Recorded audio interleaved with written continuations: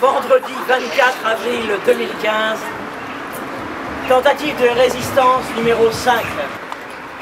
Suite à mon absence injustifiée de ces dernières années, suite à mon départ, et croyez, Français, Françaises, que j'en suis désolé, suite à mon absence injustifiée, je me permets, moi, Marie de la Gaule, de reprendre la parole devant vous, car l'heure est grave. Non, Français, Françaises, je ne vous ai pas abandonné. Opa camarade, opa camarade, opa, opa, opa. Opa camarade, opa camarade, opa, opa, opa. Opa camarade, opa camarade, opa, opa, opa. Opa camarade, opa camarade, opa, opa, opa. Opa camarade, opa camarade, opa, opa, opa. Opa camarade, opa camarade, opa, opa, opa. Zone Libre, donc c'est un projet, ou plutôt j'appelle ça un dispositif, donc j'ai créé à mon arrivée à Aurillac en 2008, puisque on m'a proposé d'être donc artiste associée au théâtre et à la ville d'Aurillac. Elle s'est dit, je ne peux pas être simplement artiste comme ça dans ma bulle, je sais pas quoi, dans ma tête, il faut que j'ai un lien au territoire, un lien aux gens. Donc elle s'est donnée comme cahier des charges, un petit peu toute seule, hein.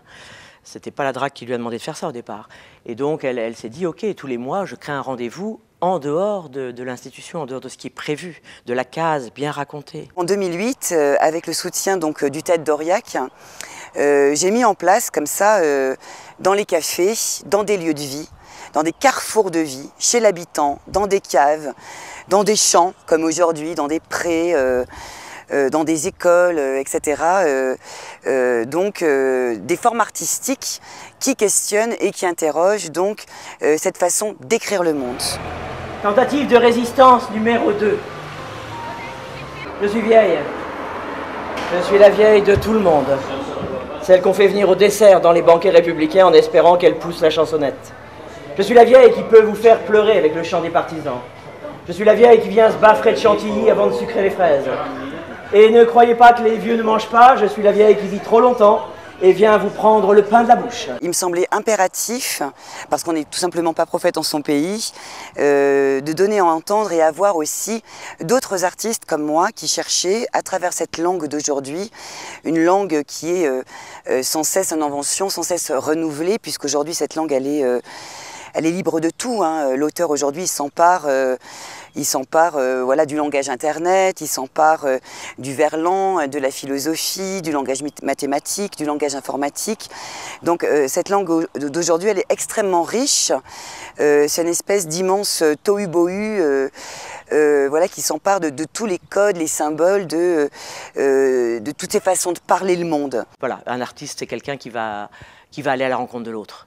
Et même si la parole est exigeante, même s'il y a écriture, même s'il y a quelque chose du contemporain, le plus peut-être arraché, impossible à comprendre, c'est là aussi que ça doit se jouer. C'est souvent aussi des écritures qui sont très contemporaines, donc vivantes et qui ont un rapport avec une actualité qui nous touche.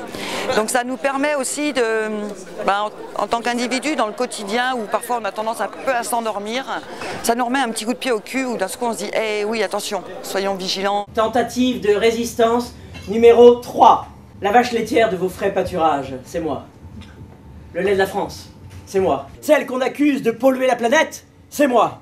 Celle qui coûte cher à l'État, c'est moi.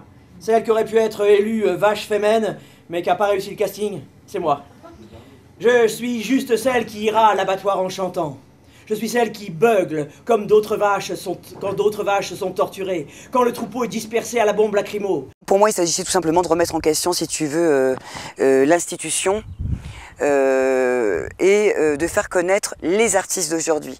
C'est-à-dire ceux qui n'auront pas forcément accès aux théâtres nationaux, aux théâtres municipaux, des artistes souvent de la marge et qui méritent absolument d'être vus, d'être connus et d'être reconnus.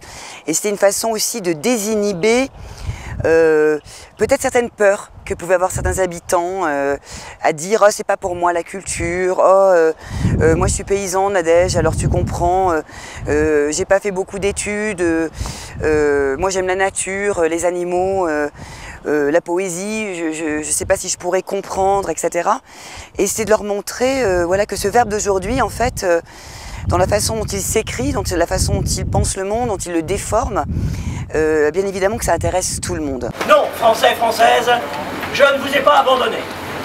Et si l'heure est grave et si la période est historique, c'est que le théâtre de la résistance doit renaître et qu'il m'attend. Vous me direz pourquoi moi, Marie de la Gaule, je reviens vers vous après une si longue absence. C'est les effets de surprise, une espèce de performance qui amène un regard un peu décalé sur le coin, mais aussi dans des lieux qui sont eux-mêmes décalés parce que pas du tout dédiés normalement à ce genre d'intervention. Cette rencontre avec des gens qui ont leur panier ce matin par exemple au bras et qui s'arrêtent quand même pendant 10 minutes alors qu'ils n'avaient pas prévu, ça c'est... Et dans ces cas-là, moi effectivement je me demande comment c'est possible même. Quelle est cette magie qui fait qu'eux ils vont s'arrêter? Ces gens qui ne savent rien de ce que je suis, ils ne viennent pas parce que je suis célèbre, ils ne viennent pas parce qu'ils pensent que c'est l'écriture contemporaine, ils ne viennent pas. Donc ils s'arrêtent simplement comme ça dans leur quotidien. Mais c'est la plus grande magie qui existe. C'est vrai que les personnes qui assistent aux zones libres sont des personnes qu'on ne voit pas forcément au théâtre, sont des personnes...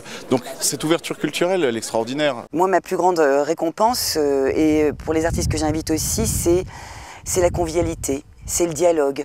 À nouveau, les gens se remettent à parler, à réouvrir la question du sens. On ne donne pas de réponse parce que le sens, ce sens-là, on est tous en quête du sens de nos existences, mais en tout cas, ça permet de partager cette grande question de la vie de façon commune.